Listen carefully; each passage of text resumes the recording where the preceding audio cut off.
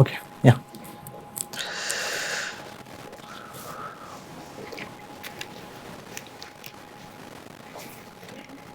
Okay. So till now we were at IR with the 2 letters, isn't it? Now we're going to NMR, so 3 letters, isn't it?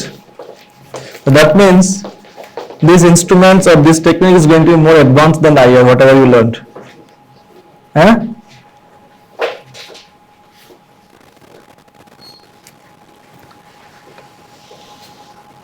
So you are in first year or second year MScs? Most of you are second year MSc. So that means you have studied some aspect or some portion of your NMR as well, isn't it? Why I start with this NMR first today, proton NMR, and then because tomorrow mostly we will be talking about either phosphorus, fluorine or boron NMRs. Okay? So NMR is a technique like your IR techniques, where in your IR what we were doing, we were changing what, or we are giving energy where, to the bond of the molecules.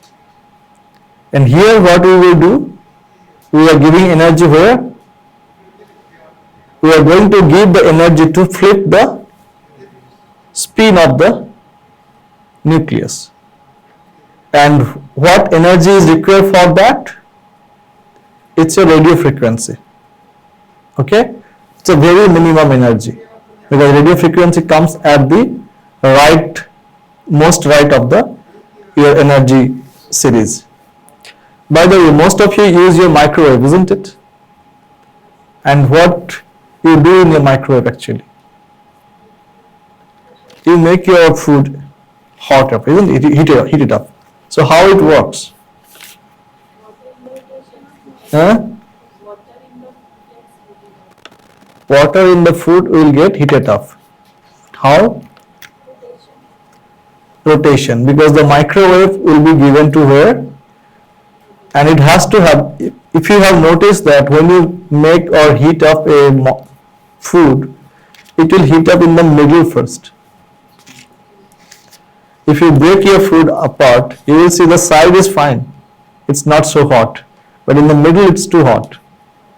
So that means the water molecule, where it is more abundant, it's going to heat it up more there.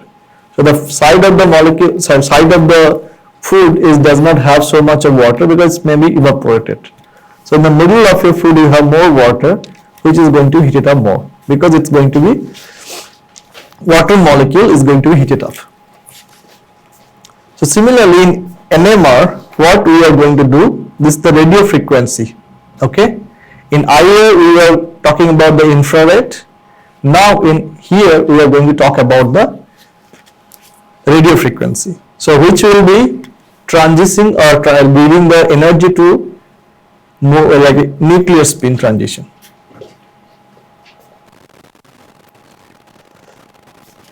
Nice there. Thank you. So what happens here? Like when you have a nucleus with a nuclear spin, okay, that means a nuclear will be positively charged and it will have some kind of a spin. What spin? Like you have electron which will have a spin, isn't it? Either plus spin like a upward or minus spin downward. So similarly, when you have a nucleus with it will behave like a magnet. Okay, how?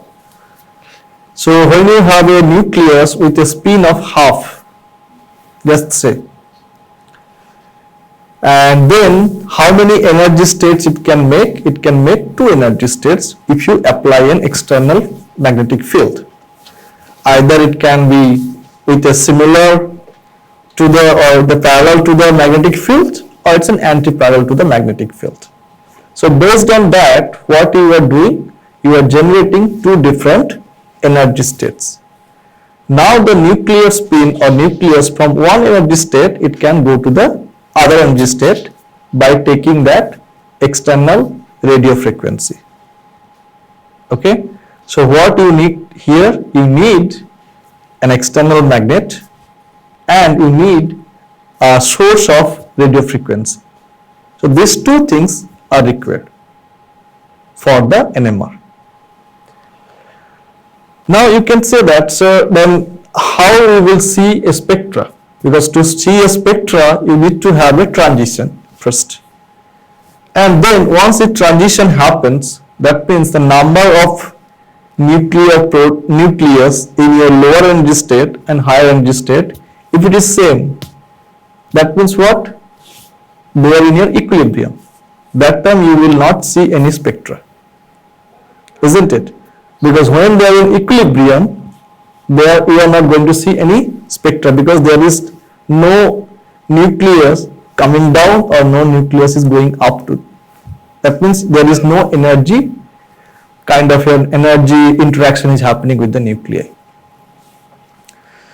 So when a sample at equilibrium takes up the radiation, then what happens? It goes to the excited state and the spectra, we see that. So you will see that in this slide, you see this, there are different types of spectroscopy we have talked about. One is UV visible, IR, and then the NMR. And these spectroscopic techniques are mutually complementary. You see this line.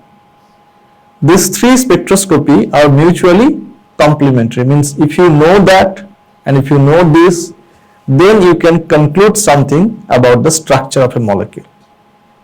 So as a one entity, it is very difficult to tell. As in one entity, it is very difficult to say that. Okay, now just bring us to the history of NMR spectroscopy, and you see this just little bit. The phenomena was discovered simultaneously by two groups. One is Purcell and Torrey at Harvard, and another one is Parafilm Block at Stanford. Okay, so this Waters is a company actually, which is later on changed into, they have made a company on this name. This was the case in 1945. And what is the year 1945? One more significant thing happened. The Second World War finishes, isn't it? That is in 1945. And in 1950, the first NMR spectra of ethanol was recorded by Arnold and Packard. Okay, so this is the first NMR spectra of ethanol. Now in 1952, the first Nobel Prize in Physics was given to that Block and Purcell for this NMR. And 1991, the second Nobel Prize in NMR for chemistry. And 2002, the third Nobel Prize in NMR chemistry was awarded for the determination of the structure of the biomolecules. And 2003, again, the fourth one in medicine for the MRI. Okay, so this MRI also is on your nuclear spin. And nowadays, I think something happens, do an MRI test, isn't it? Although a little bit costly till now, but it's, people are now getting afforded. So these are the history of your NMR spectroscopy. So if you see, already 4 Nobel Prizes are already done in this technique. So how important this technique was. So if you see this, this is the randomly oriented nuclear spin of equal energy in the absence of any magnetic field. So if you have the idea of electron spin, it is more or less same thing. Now when you have nuclear spin of I equals to half, that means there are two possibilities according to this 2I plus 1 rule. So that means it can have a orientation spin according to the applied magnetic field and orientation of the spin to the, what is this called? It is like a anti to the applied magnetic field. So suppose you have total 6 nuclei. If you look at here, if you have 6 nuclei spin and they are in the two different states, plus half and minus half. Now by taking the electromagnetic radiation, it can flip from one this to that one. So the nuclear spin flips, isn't it? So that flipping, that energy, whatever it took from the radio frequency, now when you come back from there to here again by flipping, we will see that NMR. Okay, so how much energy it is taken to resonate and then flip from one energy state to another energy state, that much energy will be now released when it come back again, and that will be your NMR spectra will be plotted or recorded. Now you think of a situation where instead of these two, you have more levels. You have more levels. So that means an electron can go from one lower energy state to some other energy levels as well, which can be correlated to your UV spectra if you think about. So if you think about a UV spectra of a transition metals, okay, so they will have a low lying similar energy, isn't it? And when you have a low lying similar energy, from your lower energy state, the electron can go to this or that.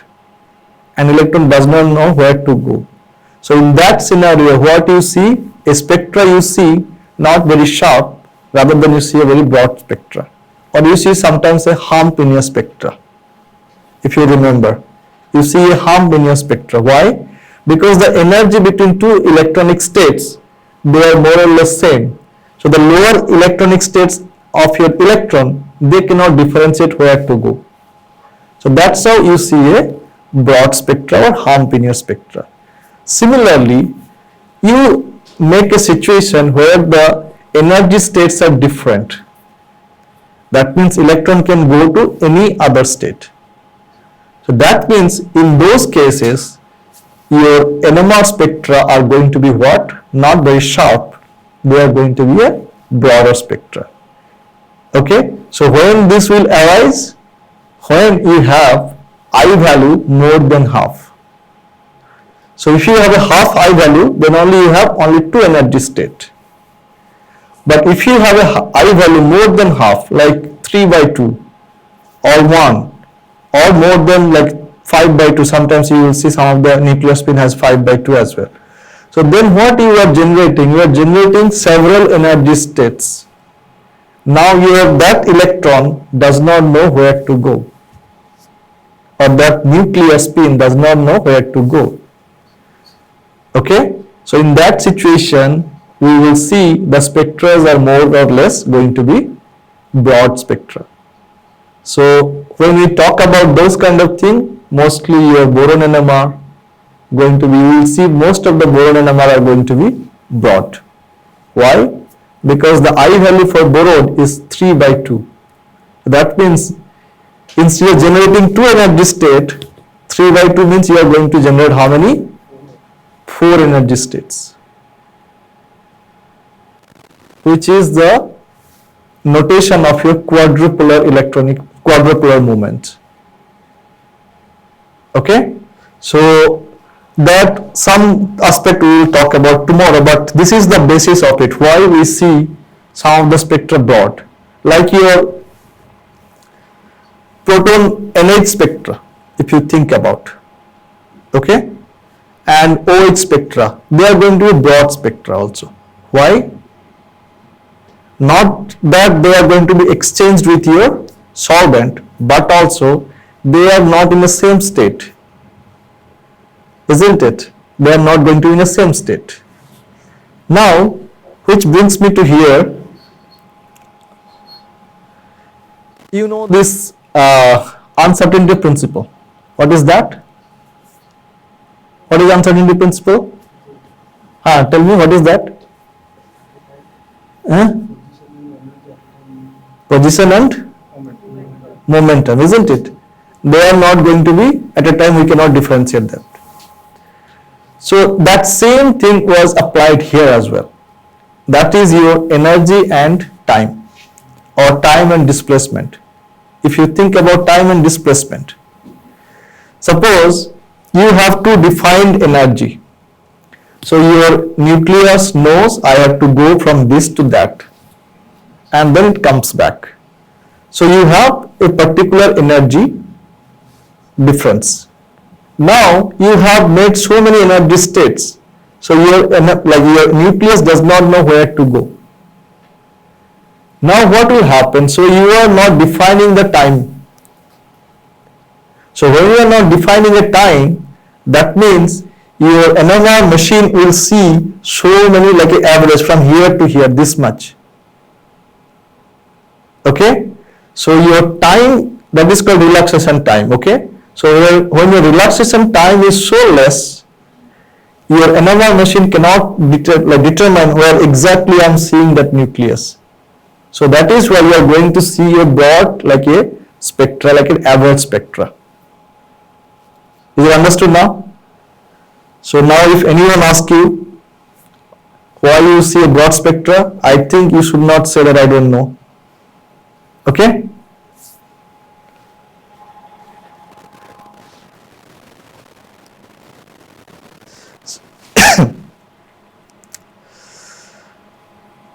Okay, the spinning of positively charged particle produces spin angular momentum and magnetic moment and electronic quadrupole moment. That's what we were talking about. Okay.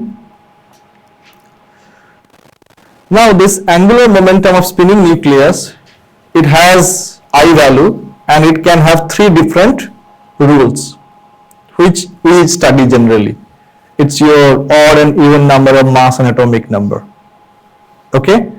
So when you have nuclei with odd mass number and odd or even proton numbers, the integral, the I value is going to be half integrals, either 1 by 2, 3 by 2, 5 by 2, 7 by 2, like that. Okay. So what is the main component here? The odd number will be, the mass will be odd. Okay. And if mass is odd, don't see if here down whatever it is. Atomic number will be odd or even, it is going to be 1 by 2, 3 by 2, 4 by 2, 5 by 2, like that. And when we are talking about nuclei with even mass number and odd number of protons, so that means the integral spin will be going to be, I value is going to be 1, 2, 3, like that. And when you have both mass and atomic numbers are going to be same, then you don't have I value, it's going to be 0. That means that nucleus is going to be NMR inactive nucleus, when your mass and atomic numbers are going to be same, like your both are even number. So I know that you have learned, you have studied these things, mass number and atomic number, but I'm sure that you have not studied why you see that broad spectra, isn't it? So keep that in mind, definitely it will help you. So now we will see some nuclear properties of important nuclei with I value. So if you see this nucleus 1H, like proton NMR, which is the first thing we do, and you have the spin value is 1 by 2, and the abundance of that, what it is, 99.9%. That means why we do proton NMR first? This is an example, classic example, because it has only I value 1 by 2. That means only 2 energy states, and the abundance is more than 99%. That means if you have a very minute amount of your sample, in that 99% you will have a proton there. You can, NMR can see that. Okay, these are the proton nuclei I can see. Because your NMR has to see the nuclei, isn't it? If you want to do the carbon, then NMR has to see the carbon nuclei. And the carbon abundance is very, very low. Because carbon 12 carbon is NMR inactive. So it has to have a 13 carbon which is NMR active, but the percentage or abundance is very low there. Now you see about boron NMR. You see this, the I value is 3 by 2 and the natural abundance is more than 80%. It's like 81%. So that's why boron NMR can be done, but only thing the 3 by 2 things, which you will get a broad spectra. So you have to be very, very patient to see the spectra. It's not going to be like a proton NMR, just go run within 2 minutes you get it. So you need some time. Carbon 12, I value 0, carbon 13, only 0.1% you see that, natural abundance. Although the I value is 1 by 2, but the natural abundance is going to be less. And then you have 14N, 15N, fluorine, silicon and phosphorus. You see this fluorine and phosphorus, they are 100% abundance. So they are kind of more or less kind of a proton NMR because I value is also 1 by 2. So phosphorus and fluorine NMR, they also behave like your proton NMR because the I value is 1 by 2 and the abundance is 100%. So there is no problem in getting the NMR in very quick time. So similarly, there are some other element which is 100% abundance. There are I think 5 or 6 element. If we take proton as 100%, as it is more than 99%, then there are 5 elements which has that 100% abundance which are NMR active. Anyone knows about that?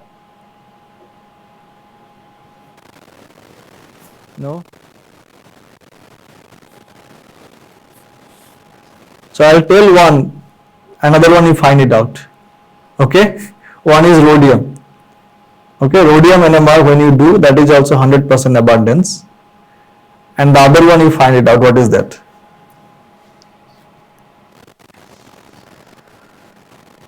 Okay.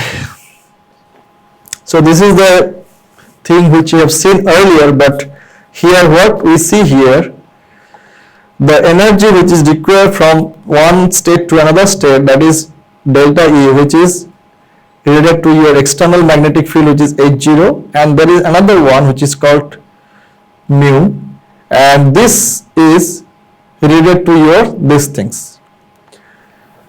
One gamma came, isn't it here? And what is that gamma here? It is a proportionality constant and which is named as a gyromagnetic ratio. That means each nuclei will have a value, that is your gyromagnetic ratio, which is different. Each nuclei will have a gamma value different. Okay? In that it is going to be differentiated, which how much energy is required. Now you think about one thing. When we record an NMR, okay, what we do? We can do two ways. I think in the next slide, if it is there, I will show you. Yeah, this one. You see this? Two ways of doing NMR experiment. One, you can change the magnetic field. Suppose you are giving a sample and then you are changing the magnetic field. Okay, that is one way of doing. Another, you are giving a sample and then you are changing the frequency. So which one is easy?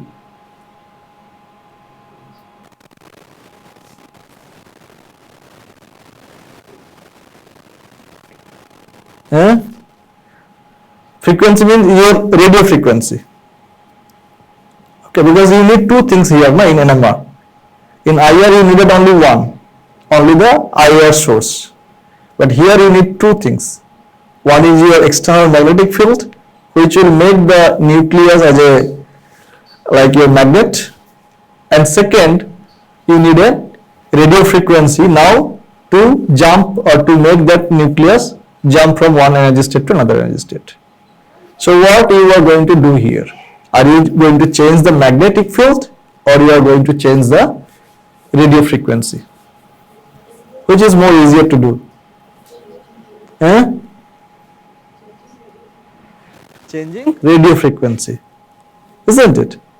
Because if you are given a source, you can tune that source. But external magnetic field, you cannot do that. Because every time when you are taking out and putting a new magnetic field, which is very, very difficult to do that. Or you need to change the temperature differently to change the magnetic field.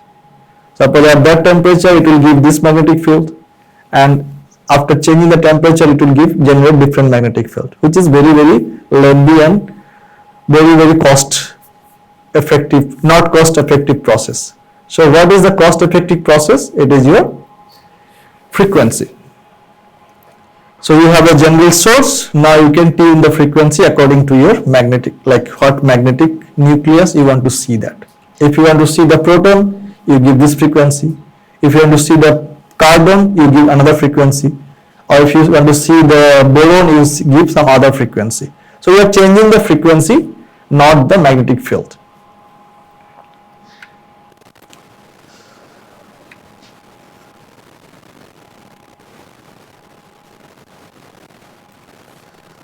Quadrupolar movement.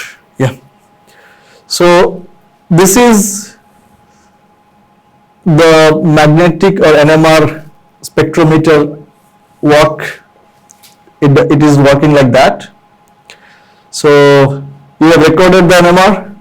Any one of you? You have seen NMR spectra? Some of you? So what you are doing, you are making your sample in an NMR tube. Okay, and then you are going to the machine and then you give that or just place the sample into the machine, and it takes down where the magnet is. Okay, you will see very long like this, isn't it? But the magnet will be on the down. So the magnet, your NMR sample will go down and it will rotate there. Okay. And then once the NMR is done, there will be positive air pressure which will bring your NMR sample from down to up to take it out.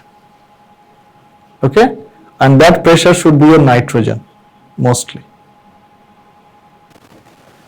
And if you are not having that pressure, then what will happen? Your NMR sample will go and down and stuck there. Okay, and if it is stuck, what you have to do? You have to open up everything, taking out things out. So when you are making a sample, should be careful about your NMR tube. It's not broken, it has no crack, because little bit of broken things, it can give a very, very like 1 day process to clean up everything. Okay, and it will hamper everyone. And that is one thing. Second, how you prepare an NMR sample actually. Can you fill your NMR solvent with everything? It is not possible to do it. First of all, the NMR solvent are costly. Okay, so you cannot fill the bottle of NMR in an NMR tube. So, and there is a minimum amount is required to run your sample. If it is more than that, the NMR machine cannot see that level, because if it is less than that, the NMR machine will not detect that you have the sample. So there is a mark given, you have to give this much of sample or this much of solution to run your NMR sample. Okay, so the sample tube is going to be placed on top, then it goes down and it will be rotating, and the magnetic controller will be there. And then the radio frequency is going to see this. With the detector, we are going to see the NMR spectra. So that's how the NMR spectrometer is aligned with. So how will NMR graph look like? It's more or less like this, isn't it? So this is your increasing magnetic field strength, and then you have a less shielded proton which will be coming to your left hand side, and highly shielded protons will be your right hand side. So what is this shielding things? What is the shielding things? That means shielding of what? Or shielding by what?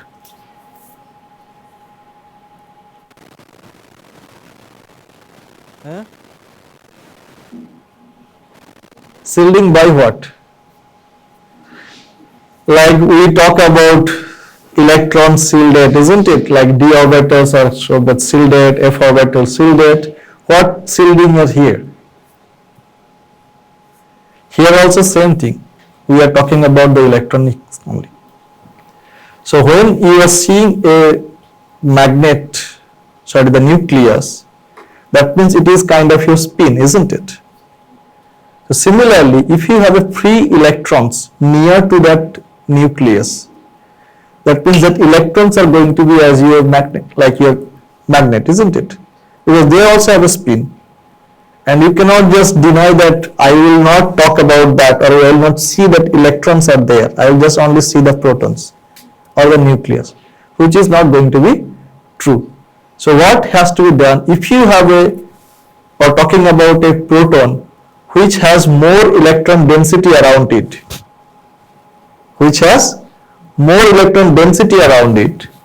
that means it is going to be more shielded, and that NMR will come to your right hand side of that.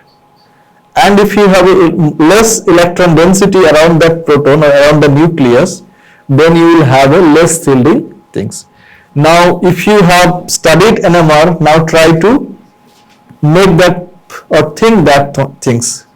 Like if you think about an OH proton or an CHO protons, isn't it, aldehyde protons, where it comes more or less your left hand side, isn't it? Because your CO groups are going to taking the electrons from that side, because they are more electron withdrawing nature.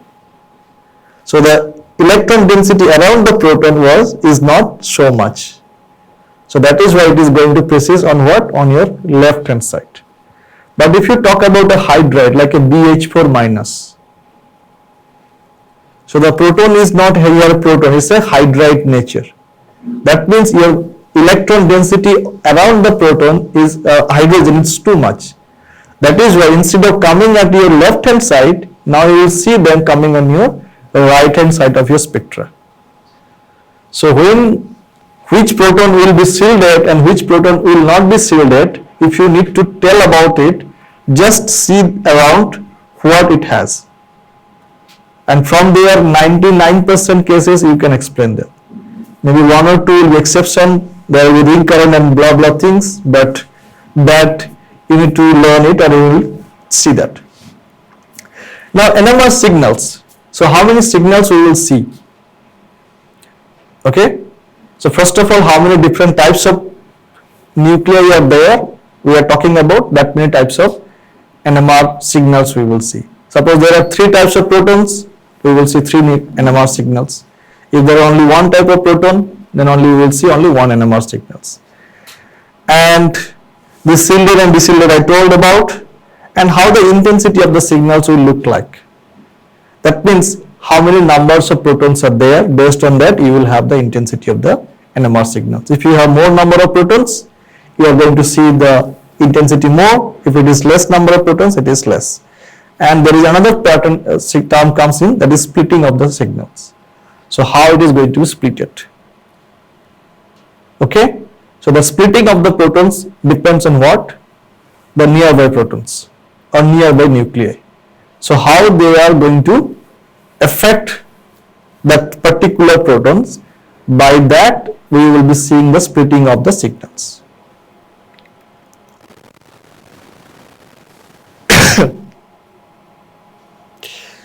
Like if you see the intensity of the signals, if you see this, like you have 2 types of protons, isn't it? One is this CH3, another one is this 3 CH3. Okay, So you are going to see them indifferently. So there you will have 9 protons and you will have 3 protons here. So you are going to see them in a different manner. Like you will see this spectra here. You have how many types of signals? 1, 2 and 3. Have you understood? So you will have 3 types of signals for 3 types of, you have 1 and then 2 and 3, okay? So now if you are integrating these 3 signals, you see how they are getting, it is coming 3.8, 2.9 and 8.8. The integration of the signals says that. So 3.8, 2.9 and 8.8. Now if you make them ratio, either it is coming like 3:1:1.3, or if you multiply, it is coming 3.9. So generally, if you are seeing that a proton NMR with the integration coming more than 0.5 or 0.6, we take as a whole number. It's like either it is going to be 2. So if it is a 1.7 or 1.6, we take it as a it's into a 2. If it is 3.8, we consider it as a 4 number of protons because of these things. Now you see this. This is the molecular formula of C11H16, and you have a 16 hydrogens, but total number it is 15.5 if you plus them, 3.8, 2.9 and 8.8. So it's coming what? 15.5 units. So for 16 protons, total number of units is 15.5. So the per proton has how much contribution? 1.03. Now you multiply them, you get the number 4:3:9. So you get that. So generally this is the complicated way to tell that, but in a simple way, if you are getting a signal which is suppose 1.7, you will consider that as a 2, or if you are getting 1.3, you will consider it as a 1. So that's how it is simple, because we are the first time how to calculate it. So that is the way of doing it. Now this is an example of keto-enol problem, isn't it? You know what is keto-enol. So there are the 2 isomers of a molecule where this CH2 is an active CH2 which can go to a 6-membered ring by the hydrogen coming here. So you get a keto-enol formalism. Now in a molecule, how much percentage of keto compounds are there and how much percentage of enol compounds are there, that we can differentiate from where? From the proton NMR spectra, because of this CH protons or that OH protons. If you are considering or if you are integrating this versus this, okay, so you have for this molecule you have only one alkenic proton here, but this is your alkane proton, isn't it? So you will have different position that proton comes in, and based on that you will see how much ratio of your keto form is there, how much ratio of your enol form is there. You can differentiate from the NMR spectroscopy.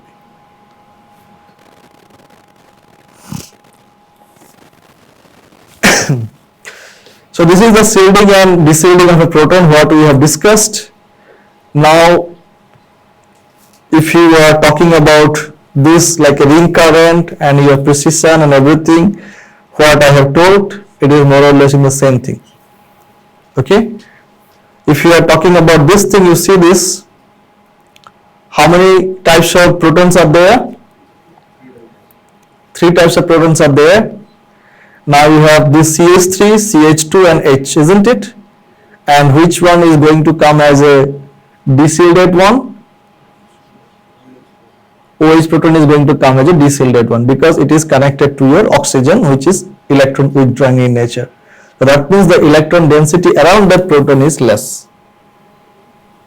Okay.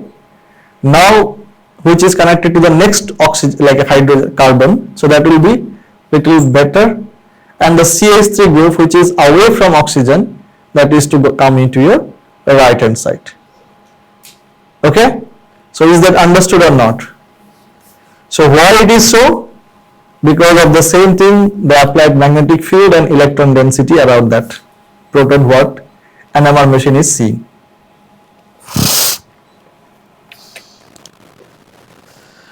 Now you need a reference standard in NMR. Okay, so why you need? Because for what the NMR machine will tell this proton is based on what? Because you need a relativity things, isn't it? So that's why you need a reference, and the reference should have this chemically inert, non-reactive, and it should have a single sharp line, and it will be unique in line position. All these things should be there for having a reference in the NMR standard. Okay.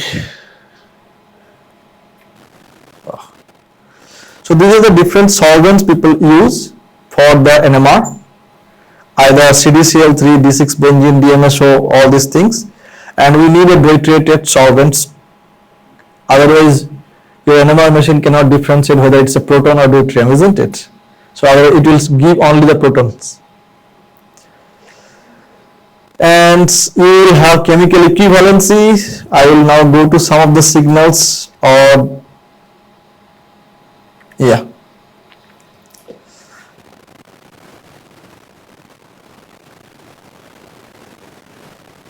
So this is a thing like how the signal will look like, chemical shifts. Yeah. So if you see about one NMR is going to be splitted by the other, like one proton is going to be splitted by the other proton or other nucleus. So how many numbers or lines you will get? You all know that is going to be again 2Ni plus 1, okay, that is the multiplicity. So the n depends on the nearby one. Suppose you are seeing this proton, so you have to see this proton, how many protons you have. So that many protons are going to be coupled with this to give you the number of lines it is. So if you have 3 protons here, then you are going to get how many? So say 4 lines, it will be a quartet, okay. And if you have 2, it will be triplet and so and so. Although it is not very simple, just simple, that's the way I told you, sometimes it is complex as well.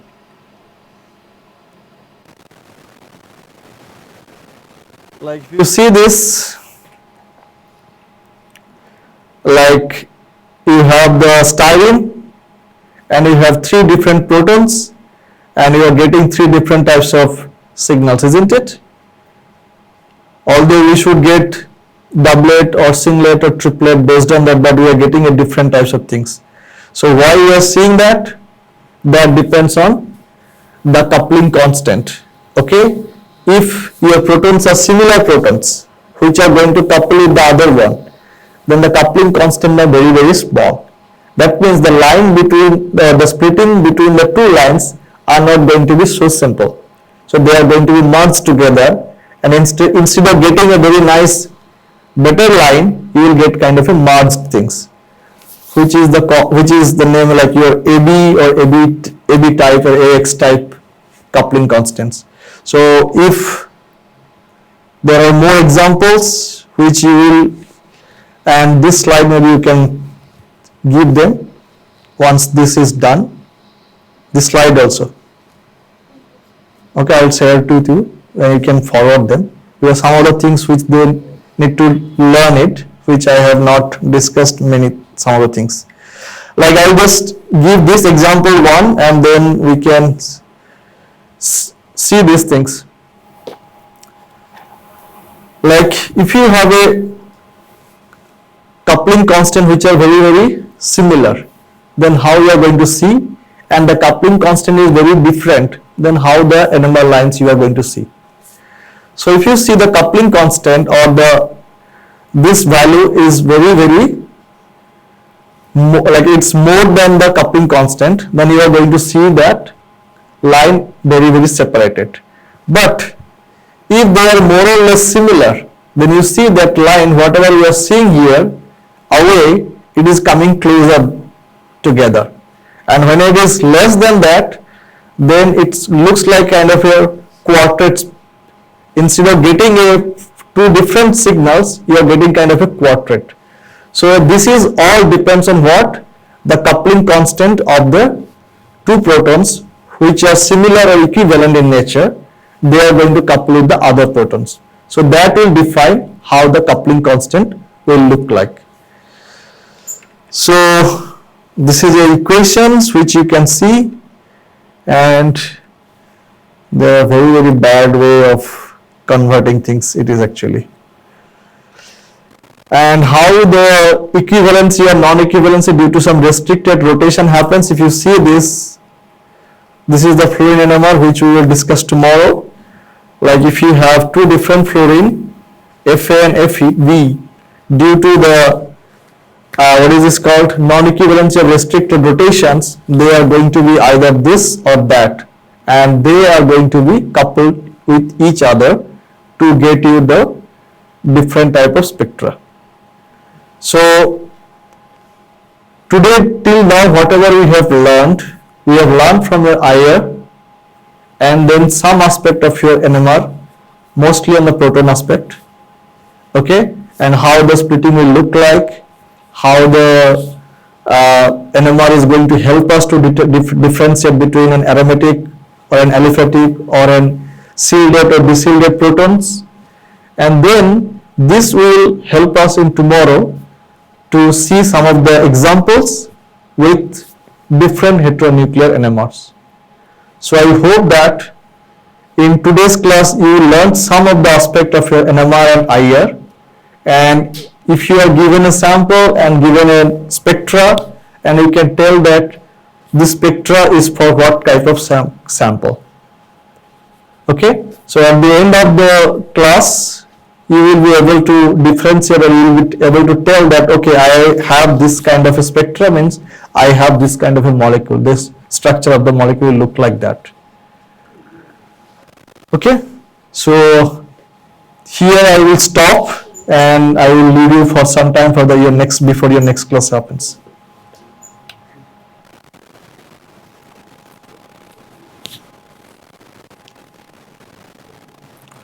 So you can stop that maybe.